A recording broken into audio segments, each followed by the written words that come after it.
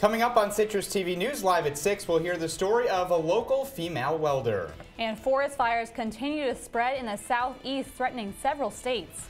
Plus, Samsung makes $1 billion investment into smart cars. That and more on Citrus TV News starts right now.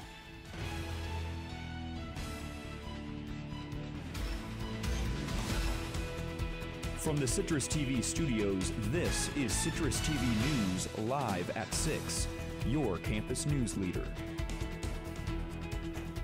Good evening, I'm Lauren Anderson. And I'm Michael Tricarico. Syracuse University is hosting its first ever Trans Week of Remembrance. That's our top story.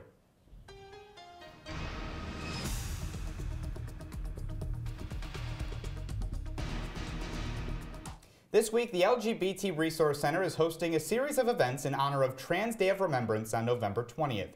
The day and this week aim to remember those who lost their lives due to anti-transgender violence. The university has celebrated the day in the past, but for the first time is hosting an entire week dedicated to raise awareness. To kick off the week, there is a solidarity dinner happening right now at the Slutzker Center until 8 p.m. Tomorrow, campus community members can donate gently worn clothing to the LGBT Resource Center, followed by a clothing exchange at Cafe Q. Other events include a discussion group, meditation, and a Safer People, Safer Spaces talk. More details can be found on the LGBT Resource Center website.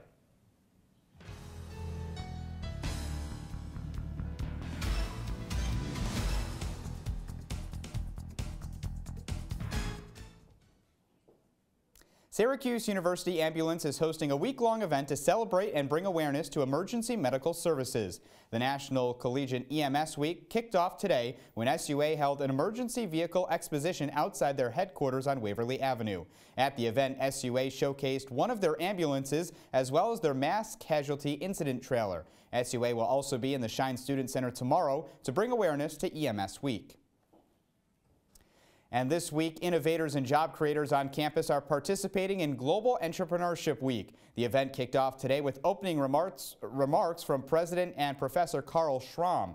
Campus leaders and the organization are hosting nearly 20 events on local, national, and global activities to help people network and explore exciting opportunities. A full list of events can be found at launchpad.syr.edu. Dominican Music Week is back on campus and will feature 2 events organized by the Department of Arts and Music Histories. A New York City-based urban roots group will perform tomorrow night in the Community Folk Arts Center, followed by a mini seminar in Spanish with a Dominican scholar of music and dance on Friday.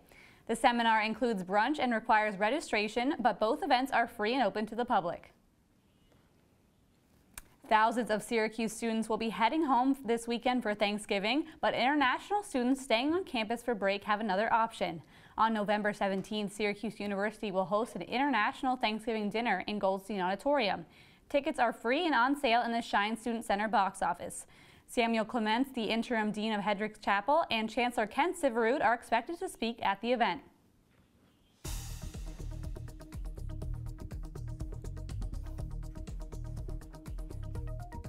An investigation is underway at SUNY Geneseo. Governor Cuomo launched the investigation after graffiti was discovered on a dorm wall. Police were notified Friday of a swastika and Donald Trump's name graffitied on the wall and had it removed. Cuomo ordered an investigation just hours after launching an investigation into another hate crime in central New York. The New York State Police, SUNY Police, and State Division of Human Rights are conducting the investigations. Cuomo says that these hateful acts are unacceptable. He vowed to protect minority communities in a letter published in the New York Daily News this morning. And holiday season is fast approaching, and a seasonal tradition in CNY returns this week. The annual Lights on the Lake stroll at Onondaga Lake Park begins tonight. People can get a preview of the 2-mile display until 9 p.m., but without their pets. The Lake Dog Walk will be tomorrow night, and cars can start driving through starting on Wednesday. Admission is $10. Female welders are rare in the U.S., and 85-year-old female welders are even more rare. But if you're in central New York, you don't have to look far to find one. Citrus TV News reporter Claire Moran sat down with a local woman who has been in the profession for almost 40 years. And turning on the torch, there's this puff sound, and the flame comes out. And that delight hasn't worn off. Arlene Abend has been an artist all of her life. She attended a highly selective, tuition-free art school in New York City and has worked with ceramics and graphic art. But welding is her passion. Then one day when I picked up the torch, in fact, I think I fell in love with it. According to the Bureau of Labor Statistics, only 7.8% of welders in the U.S. are women. Abend says she has experienced a number of physical and emotional obstacles in a male-driven field, but she says these roadblocks just pushed her forward. In a way, I can be grateful that they said no. Abend went back to school later in her life. She studied here at Syracuse University, as well as at the Central Tech Vocational Center. She said that some of her teachers were not always supportive of a female welder. The first teacher didn't want to teach me arc welding, because women don't do that. Abend says most welding equipment is not made for females, so she had to buy special versions.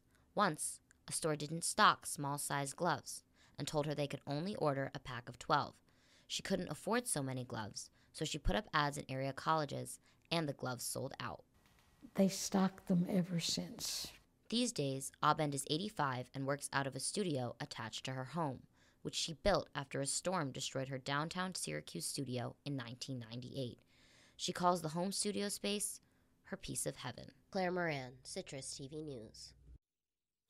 Certainly some good work there. Abend has had her work displayed in the World Trade Center in New York City, as well as all across the state of New York. And up next on Citrus TV, a New Zealand earthquake rocks the country to more than $1 billion in damage. And protests against Donald Trump's election continue around the country. Stay tuned. We had above average temperatures here on campus today. Can we expect this warm weather to continue until break, or will true November temperatures come our way?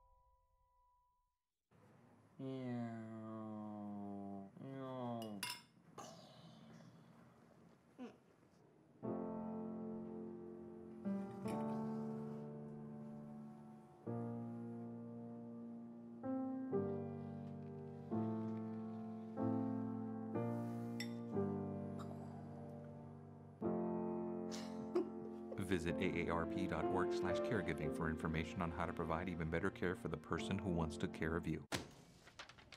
Hey, Hard, what's this? That's my resignation letter. You're resigning. Why? Because you're constantly ignoring me. You're half as active as you used to be, and you get stuff like this. You've been putting me under a lot of pressure lately. That's why I'm ready to quit. I forgot.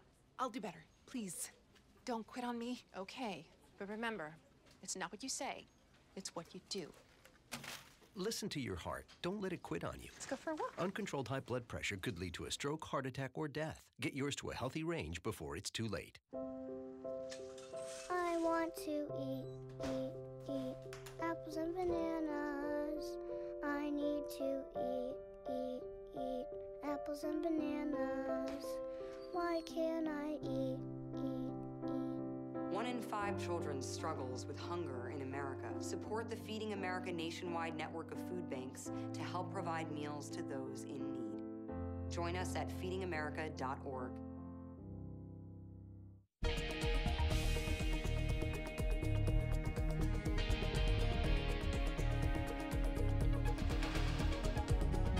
President-elect Donald Trump has picked 2 of his top advisors. Republican National Committee Chair Reince Priebus will be Trump's chief of staff.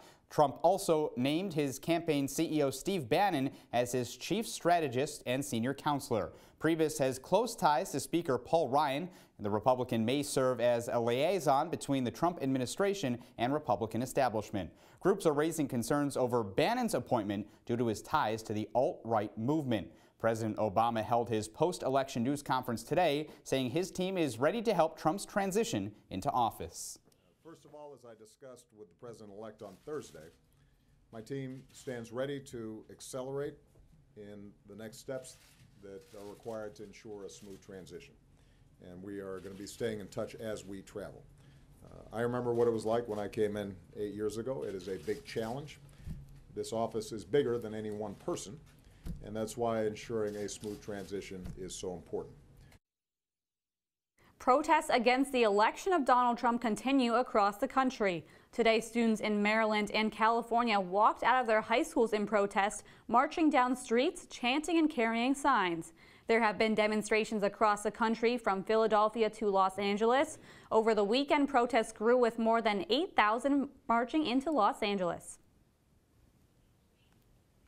15 states are currently under threat of forest fires that are spreading across the southeast. An entire town in western North Carolina has been evacuated as fires burn through hundreds of thousands of acres. There are more than 20 separate fires in North Carolina alone. Several of these fires are being investigated as suspected arson, but many are the result of drought. More than 5,000 personal and 40 aircrafts are being used to fight the fires.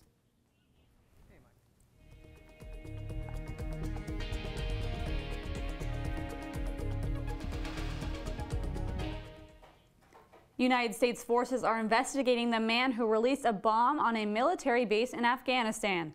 4 Americans were killed and 17 others injured during the explosion at a Veterans Day 5K on the military base. The attacker was a former member of the Taliban but was working on the base as a contractor. The Taliban is taking responsibility for the attack. 2 more earthquakes struck New Zealand today following a deadly earthquake this weekend. The island experienced several aftershocks after a tsunami following a 7.8 magnitude earthquake over the weekend. Thousands of people are being evacuated and many communities are left without water or power. Prime Minister John Key says at least 2 people are dead. He expects billions of dollars in damages.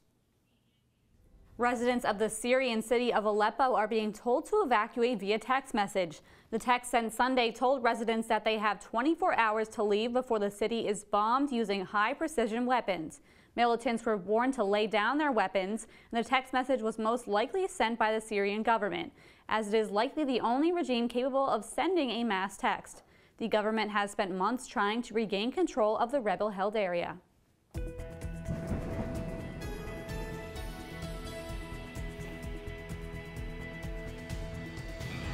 If you missed the supermoon last night, don't worry, you still have a chance tonight. The supermoon occurs when the moon is at its closest to Earth, giving us views of a bigger and brighter moon. This is the closest the moon has been to Earth in almost 70 years, and it won't be this close for another 18 years from now. To weather, we've had some pretty warm temperatures this week, but they are here to stay. Gilat Malamed is in studio with your full weather forecast. Yeah, it's still pretty warm out right now, actually. It's currently 47 degrees. We had a high today up at 57 and a low of 36. This was really above average temperature for this type of year. The average high for November is 49 degrees. We were up at 57 degrees today, so almost 10 degrees above average. Looking at our local conditions for today, it was sunny skies all across central New York, just simply beautiful out. Waking up tomorrow, 8 a.m., 37 degrees. Bad news is it's going to be cloudy all day. Good news, we're going to have low winds at 1 to 3 miles per hour. Game day forecast tomorrow, 9 a.m., 40 degrees. Going to go up to 49 at noon and back down to 45 at 6 p.m. And it's going to be 44 degrees for your 7 p.m. tip-off for men's basketball. Looking at our forecast radar for tomorrow, no precipitation over central New York. The rain's going to be to the southeast of us, and that's going to move in north as we head into Wednesday. 5-day forecast, tomorrow's high 51 with a low of 37. Wednesday, 40% chance of rain with a high of 54 and a low of 41. Thursday, Friday, and Saturday, you're going to see some sun, and Friday is going to be your nicest day there with a high of 61 and a low of 42. Thank you so much. So are we going to see the temperatures drop again this week? Not really. You know, the highs are, it's going to be a little cooler than today, but they're still going to be in the 50s. And Friday, when a lot of people are leaving, it's going to be simply gorgeous up in the 60s again. All right. Thank you so much. Coming up, find out what famous clothing brand just filed for bankruptcy. And which celebrity was helped by fellow citizens in New Jersey. Stay tuned on Citrus TV News live at 6.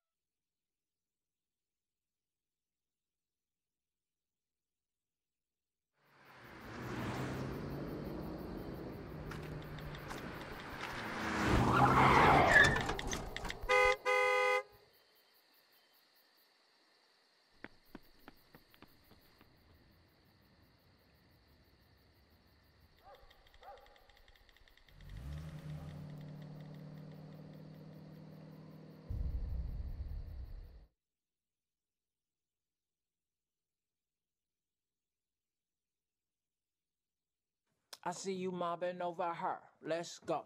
Let's mob. Let's crawl. Let's crawl.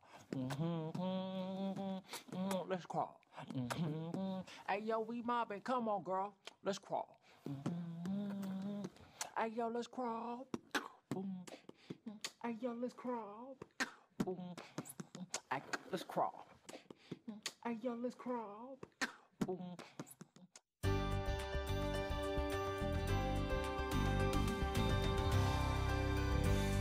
Marijuana users may want to be cautious despite legalization in 5 states last week. A study released Sunday by the American Heart Association suggests marijuana can weaken heart muscles, especially in young men. The study links marijuana use to stress cardiomyopathy, a condition that weakens the heart muscle and prevents it from pumping. The study finds that someone using marijuana is nearly 2 times as likely to develop the condition. The increased availability of recreational marijuana has heightened concerns in the medical industry.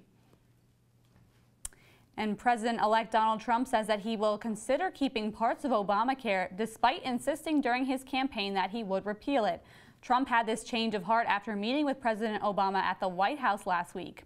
Trump is considering keeping 2 popular provisions, one that allows children to stay on the parents' plan until they are 26 and forbidding companies from refusing to cover people with pre-existing conditions. Following Trump's election, more than 100,000 people signed up for plans under Obamacare.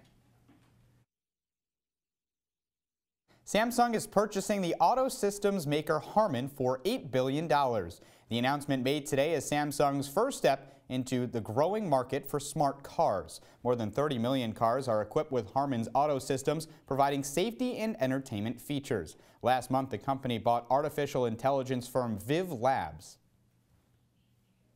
And if you're looking for a high-tech holiday gift, check out this smartwatch, completely powered by body heat. The Power Watch by Matrix Industries uses thermoelectrics, which converts heat into electricity. Matrix plans on using the technology in other products like hearing aids and peacemakers. Men's watches were released today, but the company plans to have watches for women in the future. American Apparel is in trouble once again. The retailer filed for bankruptcy this morning for a second time after its turnaround plan fell through. The company filed for the first time last year and left the bankruptcy proceedings in early 2016. The Canadian clothing manufacturer Gildan has agreed to a deal with American Apparel for $66 million to acquire its property assets and inventory. The store will remain open until the deal is final.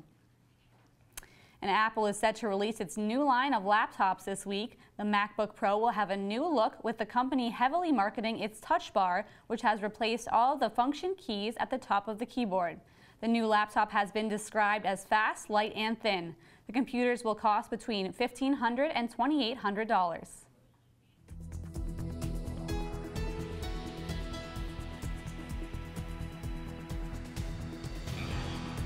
A group of bikers in New Jersey stopped on the side of the road to help a man whose motorcycle broke down, and it turned out to be the boss. Singer Bruce Springsteen was stranded on a road in New Jersey when a group of men riding home from a Veterans Day event stopped to help. They didn't initially realize it was him until they got closer. Although they couldn't get Springsteen's bike going, they went to a bar for drinks until his ride showed up. The rock star promised the group some concert tickets for their help.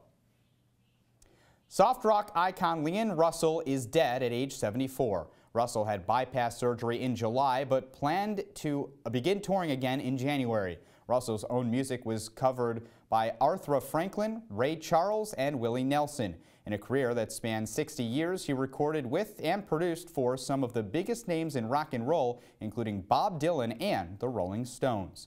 Coming up, Lauren Walsh is here with all things Syracuse sports. Coming up in sports, SU men's soccer is headed for the NCAA tournament, and Syracuse basketball is heating up in the Dome for the men and women. We'll have all that and more after the break. This is the story of a boy who didn't talk for a long time. The boy liked things to always be the same. Any changes would scare and upset him. The unknown was an unfriendly place. The boy was very sensitive to lights and sounds. So he built secret hiding places where they couldn't get in. The boy didn't like looking people in the eye. He wasn't trying to be mean, it just made him feel uncomfortable. Sometimes he would flap his arms again and again. One day, I found out I have something called autism. My family got me help. Slowly, I found my voice and learned all the ways I could live with it better. Early intervention can make a lifetime of difference. Learn the signs at autismspeaks.org. Well, Thomas, you've got prediabetes. But with more exercise and a change in diet, it can be reversed. I've tried exercising. It just makes me hungry for bacon. I love bacon, too. And who really likes to exercise? Not me. Me neither. Nobody. So we're good?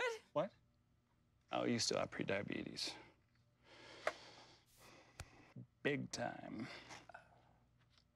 Welcome to OPP. Orange Press Pass is your ticket inside the Syracuse locker room. Hear from the coach. You can't make it. You're shooting 15%. I really believe that we're going to start something. And play. Just cutting down the net, I can feel the goosebumps. Get in-depth analysis, reports on site, and more. It's all right now on Orange Press Pass. Orange Press Pass. Live after every Syracuse game.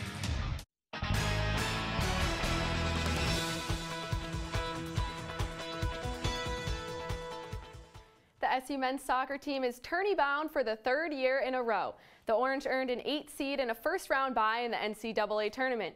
Ian McIntyre's boys will host the winner of the Dartmouth-St. Francis-Brooklyn game on November 20th at 2 o'clock at the SU Soccer Stadium. Last year, Syracuse earned a program-best 6th seed and finished in the Final Four of the College Cup. Basketball season is officially underway and tipped off in the Carrier Dome on Friday as the Orange hosted Colgate. Syracuse has beaten Colgate 50 times in a row in their last 50 meetings. Let's see if SU could turn that into 51 consecutive wins over the Raiders. Orange fans definitely happy to be back in the Dome cheering for Syracuse on a Friday night. And Frank Howard driving down the court, he finds senior Tyler Roberson who dunks it home for the Orange, and Syracuse takes the early 4-3 lead.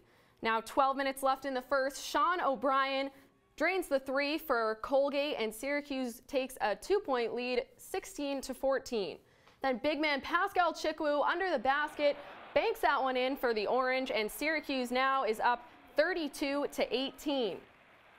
Now into the second half, Andrew White, the transfer, with a 3 for Syracuse, and the Orange take the 52-25 lead. His fellow transfer John Gillen finds the basket, and Syracuse still leading. And last effort in the game, Adrian Autry Jr. making his father proud there with a 3, and your final is 83-55 Syracuse. A bowl game hung in the balance for Syracuse football on Saturday. The Orange entered the game with a 4-5 record, hoping to best the NC State Wolfpack. And Eric Dungy, of course, injured, but still walking into the Carrier Dome to support his team.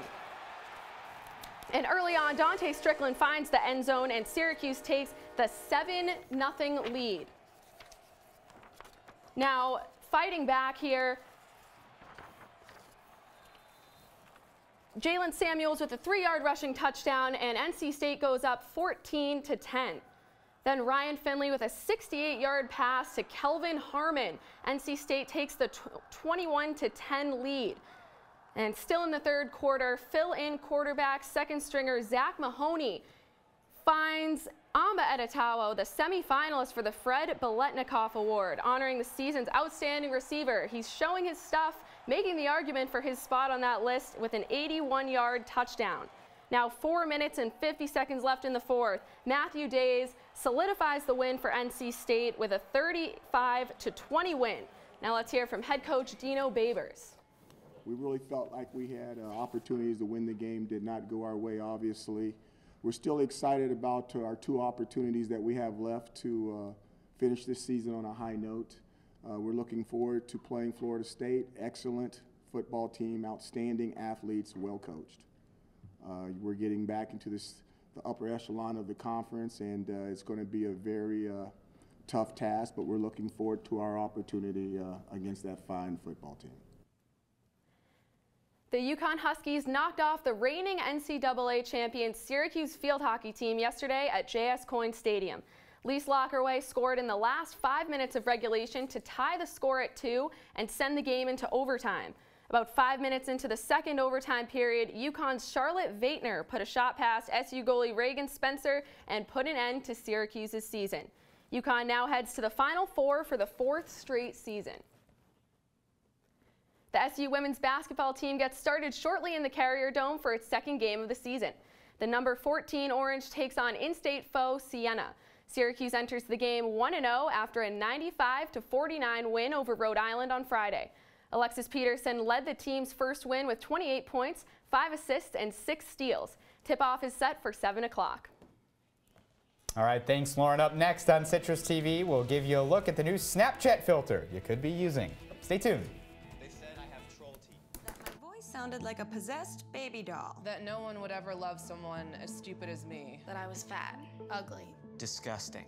The effect of bullying is potent. We will no longer be the silent majority. Now, when you see online bullying, there's something you can do about it. We're gonna take action with the I. I am a witness. I am a witness. I am a witness. I am a witness. I am a witness, and so are you.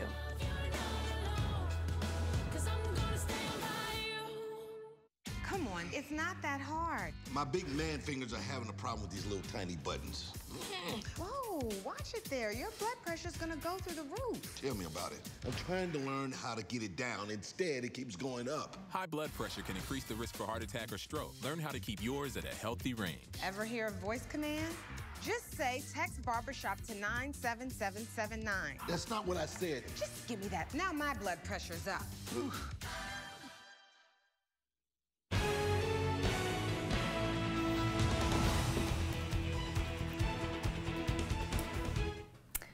Galad is back. So what are we going to see when we're walking to class tomorrow? Yeah, it's going to be very cloudy tomorrow, not anything like today. Good news is you're going to have low winds, so you won't feel too cold. Thank you so much. Perfect, thanks. And people in California are raving over new shades, and we're not talking about regular sunglasses, but the new Snapchat glasses released by the company Thursday. These rather unconventional glasses are offered in a vending machine in Venice, California, as the first location for the $130 glasses. The vending machine stands out looking like a minion from the Despicable Me movies.